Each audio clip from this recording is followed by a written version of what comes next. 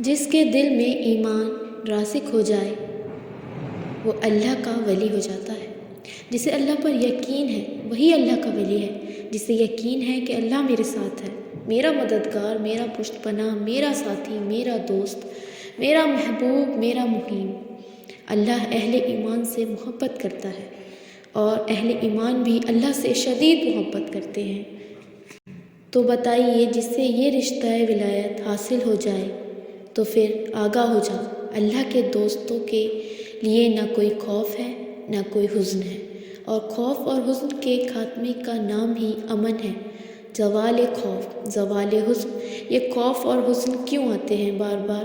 کیونکہ خوف ہوتا ہے کسی مستقبل کی بات کا، یہ نہ ہو جائے، وہ نہ ہو جائے، یہ نقصان نہ پہنچ جائے، یہ تکلیف نہ پہنچ جائے۔ خوف ہے مستقبل سے، fear and anxiety of future. حزن ہے کہ یہ کیوں ہوا، یہ نہیں ہونا چاہیے تھا، یہ میرا نقصان ہو گیا، وہ چیز میرے ہاتھ سے کیوں نکل گئی، فلاں موقع میرے ہاتھ سے نکلتا گیا، اور بیٹھے ہوئے ہیں اندر ہی اندر کڑ رہے ہیں اور غمگین ہیں، صدمہ ہے اور رنج ہے۔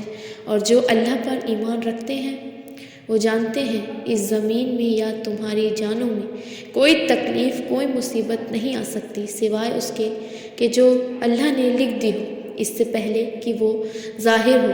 جس کو یہ حقیقت معلوم ہو گئی اس کو یہ طرز عمل اختیار کرنا چاہیے کہ جو چیز چھن جائے، جاتی رہے، چھوٹ جائے، اس پر افسوس نہ کرو۔ کس نے چینی؟ دوست نے۔ دوست کے فیصلے پر شکایت کیا؟ وہ شاعری نہیں سنی، سر تسلیم خم ہے جو مزاج یار میں آئے۔ اگر دوستی ہے پھر تو تمہیں گردن جھکانی چاہیے کہ جو بھی میرا ساقی میرے پیالے میں ڈال دے اس کا کرم ہی کرم ہے۔ جو اس کی طرف سے آئے اس پہ کوئی غم نہیں، کوئی شکایت نہیں، کوئی صدمہ نہیں، اور جو ہوگا وہ اس کے اذن کے بغیر نہیں ہوگا، اور وہی اللہ اس کا اذن ہوگا تو یقیناً میرے لیے خیر ہی خیر ہے، چاہے وہ ناگوار شے ہو، بظاہر مجھے اچھی نہ لگ رہی ہو، میری شارٹ سائٹڈنس میں مجھے وہ چیز بری نظر آ رہی ہو۔ لیکن قرآن میں جب اللہ نے کہہ دیا ہے کہ ہو سکتا ہے کوئی چیز تمہیں پسند ہو لیکن وہ تمہارے حق میں اچھی نہ ہو، اور ہو سکتا ہے کوئی چیز تمہیں ناپسند ہو لیکن وہ تمہارے حق میں اچھی ہو، تو بس جس دن مجھے یہ معلوم ہوا تو میں نے اپنے معاملے کو اللہ کا سپرد کرنا سیکھ لیا۔ اے رب، جو تو چاہے وہ کر، تیرے علم میں جو میرے لیے بہتر ہو وہ کر، میری کوئی خواہش نہیں، میری کوئی پسند نہیں، میری کوئی چاہت نہیں۔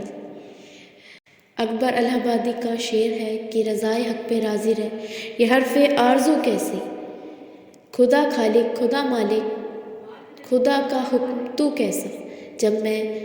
جب میں آ جاتا ہے تو ایمان کہاں گیا پھر؟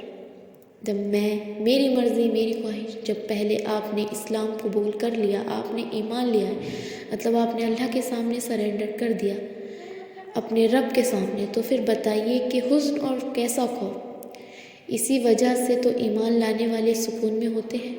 تو بس اپنے رب کے سپرد کر دو ہر اس چیز کو، ہر اس خیال کو جس نے تمہیں غمزدہ کر رکھا ہے، اسے اپنے دوست کے حوالے کر دو، اور یہ نتیجہ ہے ایمان کا کہ وہ اطمینان دیتا ہے آپ کو۔ تو بس اللہ کو راضی کرنے میں لگ جائیں اور اللہ کے فیصلوں پر راضی ہونا سیکھ لیں۔ اللہ جو کرتا ہے ہمارے حق میں اچھا ہی ہوتا ہے۔ آئی ہوپ آپ سب کو ویڈیو پسند آئی ہو، اور اکثر لوگ جو زمین پر آباد ہیں گمراہ ہیں، اگر تم ان کا کہا مان لو گے تو وہ تمہیں اللہ۔ بہت خوبصورت مذہب ہے، اور آج کے دور میں ہم بہت خوش نصیب ہیں کہ ہم اسلام والے ہیں، ہم ایمان والے ہیں، اور اللہ نے ہمیں ہدایت دی، اللہ ہمیں استقامت بھی دے۔